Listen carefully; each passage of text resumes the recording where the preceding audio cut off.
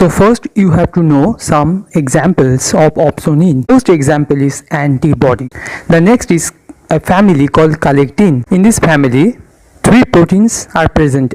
One is MBL. MBL means mannose binding lectin, that can bind with high affinity mannose sugar and also can bind with fucose sugar also. The next is SPA and SPT. These two molecules are actually surfactant proteins. The third example is pentraxin family. In this family, a protein called C-reactive proteins are present. This protein actually called acute phage proteins, because during inflammation this protein actually starts to express very rapidly. And the fourth is ficolin family, and fifth is complement proteins like C1q and fragments of complement protein. Structure of opsonins: the first is mannose binding lectin. Here you can see mannose binding lectin. Second is ficolin, and third is C1q protein.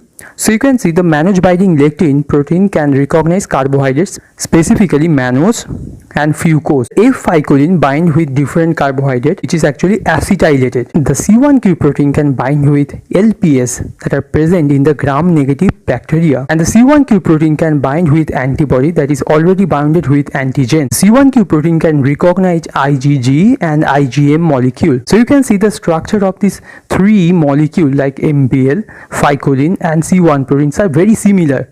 They look very similar, but they bind different molecules. MBL means mannose binding lectin, and H-ficolin shares two common molecules like MASP2 and MASP3. MASP means mannose binding lectin, MBL associated serine protease. So these are actually protease enzyme that actually starts some complement pathway mechanism. Just like the C1 proteins also have C1R and C1S, these are also serine protease. The MBL contains 6 arms, and each arm consists of trimeric cluster of carbohydrate recognition domain. And you can see the ficolin, the shape or the structure of ficolin is similar like MBL, but the recognition site is different. First is when a bacteria, a pathogen, is coated with antibody. So in my previous slide that I have mentioned, antibody acts as a opsonin. So bacteria, when coated with antibody, it can bind with a receptor called FCR, means fragment of crystallizable receptor. This receptor can bind with the FC portion of this antibody, and this starts a process called opsonization. What is opsonization? In Greek words, it means to make tasty. So when any phagocytes like macrophage, dendritic cell and neutrophils can engulf or phagocytose the microbes very efficiently. In a scientific study, it was found that when a bacteria or pathogen is coated with opsonin, the efficiency of phagocytosis increases approximately 4,000-fold. So it is a huge effect or impact of opsonin in phagocytosis. So phagocytosis with the help of opsonins, you can see these are all examples of opsonin like C1q, MBL, antibody, and these are the fragments like C3b, C4b, and also the C3 cleavage products can also be act as a opsonin. So you can see the bacteria is can be coated by different molecules. The phagocyte like macrophage, dendritic cell and neutrophil express some receptors that can recognize these opsonins. Like you can see these opsonin receptors. Here it is showing the opsonin receptors like collectins, SPA, SPT. In my previous slide I have mentioned SPA, SPT are surfactant proteins, MBL, ficolin, C1q. These are all opsonins can be bind with CD91, and complement receptors like complement components or fragments can be recognized by CR. CR means complement receptor 1, 3, 4. And the antibody like IgA and IgG antibody can also act as a opsonin, can be recognized by FC alpha R. Alpha means A, antibody A, and for G it is gamma. So the FC gamma receptor can recognize this antibody.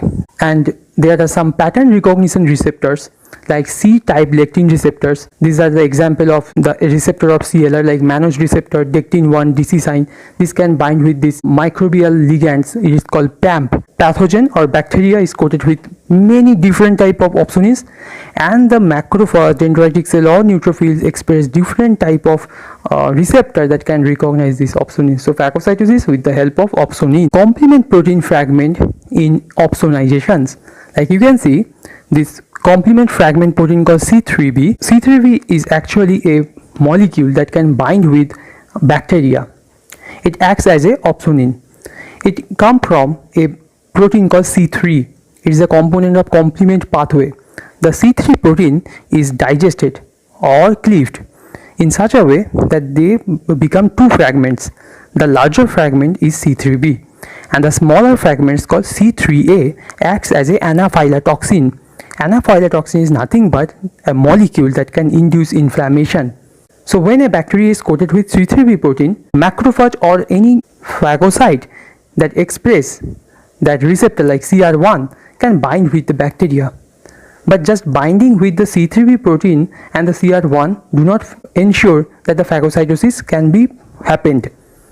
When the C5a protein, it is another example of complement fragment. It originates from the C5 protein. So these molecules, these are small fragments because in complement pathway, the A segment are the smaller fragment and B segment are the larger fragment. So C5A is a smaller fragment and the C5B actually the larger fragment that actually helps in the complement pathway. So by binding with the C3B with the CR1 receptor do not ensure that the phagocytosis occur or opsonization will occur. When C5a binds with this receptor, this is C5a receptor, only C5a can activate macrophage to phagocytose via CR1. So the moral of this lecture is opsonization, phagocytosis and complement pathway are very interconnected. So if you want to understand what is opsonization, you must know the pathway of complement and also phagocytosis.